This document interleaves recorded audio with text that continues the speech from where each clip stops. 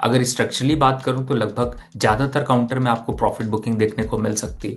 आज के दिन ऑटो, बैंक, आईटी, इनमें तो प्रॉफिट बुकिंग रहेगी रहेगी, लेकिन साथ में रियलिटी और केमिकल स्टॉक्स जो हैं उनमें भी प्रॉफिट बुकिंग देखने को मिल सकती है।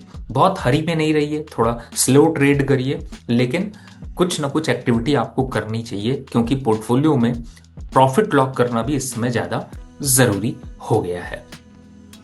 अब बात करते हैं ऑप्शन ट्रेड की। पहला ट्रेड जो मुझे ऑप्शन का दिखाई दे रहा है, और इस समय एक्सपायरी की अगर मैं बात करूं तो 2 जून की एक्सपायरी, वीकली एक्सपायरी पे आपको निफ्टी के कॉल और पुट दोनों का टोटल करिए। 100 रुपए का जो टोटल आ रहा हो, जिस भी स्ट्राइक का टोटल 100 रुपए आ रहा हो, फॉर एग्जाम्पल 23,700 की पुट इस समय चल रही है 58 रुपीज, और उसी के अगेंस्ट में 24,800 की कॉल चल रही है लगभग 42 रुपीज। सब टोटल करिए तो आपको क्लियर 100 रुपए मिल रहे हैं। इन 100 रुपए को आप क्रेडिट कर लीजिए, यानी कि दोनों को सेल करके चलिए एक साथ, और स्टॉप लॉस डाल दीजिए इन दोनों का टोटल 120 रुपए का।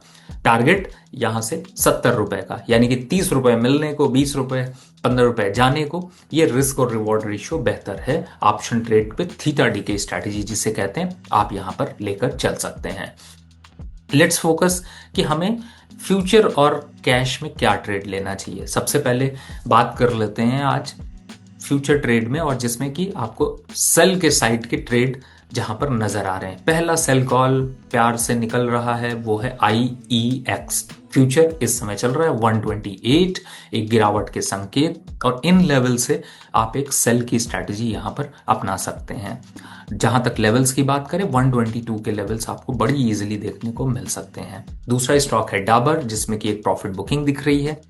444 का जादुई आंकड़ा है, लेकिन ये जादुई आंकड़ा टूटकर 422 के आसपास तक देखने को मिल सकता है, यानी 20 रुपए की गिरावट आपको इजीली मिल सकती है। इस पर आप सेल करके चल सकते हैं।